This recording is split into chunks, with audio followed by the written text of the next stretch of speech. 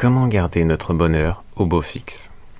S'il est assez simple de répondre aux questions précédentes afin de bien commencer sa journée, il peut y avoir quelque chose qui fasse qu'au fil de celle-ci, soudainement, notre joie laisse place à la colère ou à la tristesse à cause d'un événement qui s'est produit. Quand les émotions prennent le devant, nous perdons temporairement le contrôle et les choses ne se passent pas comme nous le voulons. Il peut facilement arriver que l'on se laisse influencer par des circonstances ou des personnes au cours du jour qui viennent tenter de zapper notre morale. Que faire quand cela arrive pour garder notre bonheur au beau fixe? Eh bien, avant de donner une technique rapide et efficace pour y parvenir, parlons un peu de nos émotions. Que sont-elles? Nos émotions, tout comme nos pensées et nos sensations, sont simplement des courants d'énergie. C'est quelque chose d'intangible. On peut les ressentir, mais pas les voir, ni les prendre en main par exemple. Mais à quoi servent-elles exactement? Nos émotions sont des guides précieux qui nous indiquent si nous sommes sur la bonne voie ou non. C'est un système de guidance interne qui nous aiguille à chaque instant. Et il est important d'être à l'écoute de celle-ci. Si l'on se sent bien, c'est que nous sommes sur la bonne voie et qu'il faut continuer dans cette direction.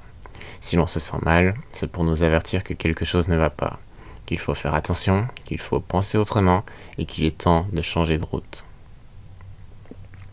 Prenons quelques exemples pour illustrer cela. Imaginons qu'au cours de la journée, on ait à faire un choix lors d'une sortie. Il y a deux chemins possibles à suivre que nous n'avons jamais empruntés auparavant. Là, nos émotions s'éveillent ainsi que notre instinct. Et si nous sommes à l'écoute et faisons abstraction de la peur psychologique ou d'une éventuelle parano, ce sont deux traîtres inutiles et dus à un conditionnement passé. Ce n'est pas bon et on ne doit jamais en tenir compte. Alors, nous sentons qu'un chemin est bon à suivre et l'autre non. Si nous suivons notre instinct, l'émotion agréable, tout se passera bien. Dans le cas contraire, on aura des problèmes. Autre situation. Quelqu'un vous invite à faire quelque chose ou à aller quelque part. Là encore, rapidement, nos émotions se déclenchent. Et, de nouveau, si l'on fait abstraction des deux traîtres cités juste avant, si nous écoutons nos émotions et que l'on trouve agréable de dire oui, alors faisons-le. Si au contraire nous ressentons un malaise à accepter et que nous sentons que ça ne va pas le faire, alors il nous faut refuser l'invitation. C'est aussi simple que ça. Mais dans d'autres circonstances, comment gérer nos émotions au quotidien et éviter de se laisser déprimer ou influencer par les événements et ou personnes qui nous entourent au cours de la journée? Voici quelques exemples pour illustrer d'une manière le contraste entre nos bons sentiments. Voici quelques exemples pour illustrer d'une autre manière le contraste entre nos bons sentiments et les sentiments désagréables. Et après, je donnerai une technique efficace, facile à utiliser, qui peut littéralement transformer notre vie si on l'applique correctement. Un enfant voit plusieurs jouets et il s'imagine rapidement jouer avec l'un d'entre eux précisément. Il sait qu'il sera très heureux s'il possède celui-là en particulier et a déjà 1000 scénarios en tête de ce qu'il va faire avec. Ça, c'est l'émotion positive. C'est celle-ci qu'il nous faut suivre. Peu importe ce que dit l'extérieur, nous savons que c'est ça qui augmentera notre bien-être et pas autre chose. De l'autre côté, les autres jouets ne l'inspirent pas du tout et si on lui offre, il sera triste et pas du tout excité, voire il sera dégoûté et en colère. Ça, ce sont les émotions négatives, celles qui ne nous mènent pas là où l'on veut. Autre exemple. Quelqu'un qui joue à un jeu vidéo style RPG sait quelles ressources ou pièces d'équipement vont améliorer les statistiques de son personnage. Ça correspond à nos bonnes émotions, celles qu'il faut suivre. Et à l'inverse, ce qui ne va pas l'améliorer et au contraire, affaiblir ses stats actuels. Ça, ce sont les émotions qui nous font nous sentir mal, qui nous rappellent ce que l'on ne veut pas et nous dirigent au contraire vers l'exact opposé de ce que l'on veut. Troisième exemple, une personne veut s'acheter un nouveau meuble, une nouvelle maison ou quelconque fourniture pour son foyer. Elle pense d'abord logiquement à améliorer son confort. Ça revient à s'orienter vers les émotions qui nous font nous sentir bien. On veut continuer de se sentir bien et l'on veut se sentir encore mieux.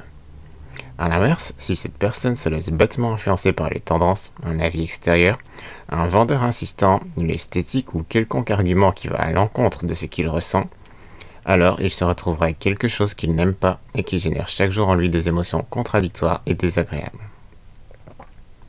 Donc, suite à ces exemples, pour un peu mieux illustrer le contraste entre nos bons sentiments et les sentiments désagréables, voici une technique qui permet de stopper net ce qu'il se passe en nous, afin de revenir dans l'instant présent et de reprendre le contrôle de nos émotions. Quand quelconque émotion désagréable nous envahit, comme la colère, la tristesse, le ressentiment, etc., ou que l'on se sent dépassé par les événements, que faire? Il suffit simplement de faire silence en nous, rester silencieux un instant, fermer les yeux si besoin et se recentrer sur soi. D'abord, si l'on ressent l'une de ces émotions, c'est pour nous indiquer, comme expliqué précédemment, que ce qu'il se passe là maintenant n'est pas ce que l'on veut, que les choses ne se passent pas comme prévu et qu'elles ne vont pas dans le sens que l'on souhaite. C'est simplement un signal pour nous avertir afin que l'on redéfinisse ce que l'on désire vraiment expérimenter. Quand on a fait silence et que l'on s'est reconnecté au présent, il faut se demander: est-ce que rester dans cette émotion désagréable va m'apporter quelque chose de bénéfique? De toute évidence, non. Donc il est temps de changer de voie. Comment faire cela? En associant de la souffrance à rester dans cet état négatif. Une image efficace à utiliser dans ces cas-là est de s'imaginer que de rester dans cet état d'esprit négatif revient à avancer sur un pont branlant sur le point de s'effondrer, qui ne mène nulle part si ce n'est dans un trou noir. Nous savons que si nous suivons encore ce chemin, ne serait-ce que d'un pas ou deux de plus, nous tomberons et ne pourrons plus remonter. Autre image efficace que l'on peut utiliser, nous laisser contrôler par cette émotion désagréable revient à rester attaché dans un véhicule qui fonce droit vers un mur indestructible. Nous savons que si nous ne sautons pas hors de ce véhicule, nous finirons explosés ou aplatis comme une crêpe. Utiliser l'une de ces deux images mentales crée un shift émotionnel en nous et cela nous aide à interrompre notre précédent flux de pensée. L'on prend maintenant conscience que rester dans notre état émotionnel actuel ne nous apportera rien de bon. On reprend donc le contrôle de nous-mêmes et nous pouvons maintenant répondre différemment aux événements. Voici un exemple concret pour mieux comprendre comment utiliser cette technique au quotidien. Supposons que l'on se dispute soudainement avec quelqu'un. Nos points de vue divergent, on s'énerve, on se sent mal et les choses dérapent avant même qu'on ait compris ce qu'il s'est passé.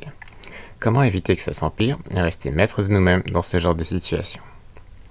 Si l'on applique la technique que j'ai expliquée ci-dessus, voici comment ça se passe. Lorsque la dispute éclate et que l'on sent monter en nous une émotion désagréable quelle qu'elle soit, on se rappelle alors de la technique et on l'utilise. On fait silence durant quelques secondes et on projette mentalement où ce scénario va nous mener.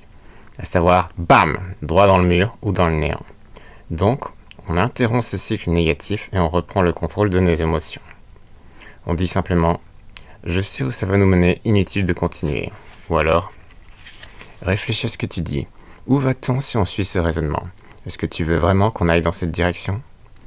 Les mots utilisés importent peu. Ce qui compte, c'est de prendre conscience de notre état émotionnel actuel et de nous rediriger vers des émotions plus positives. Ainsi, on retrouve notre calme, et soit la personne réagit bien, on réoriente la conversation et on trouve un terrain d'entente, la personne en question est réceptive et les choses redeviennent agréables, soit elle s'entête, et là, ça ne dépend plus de nous. C'est son choix à elle de rester enfermée dans un état émotionnel négatif.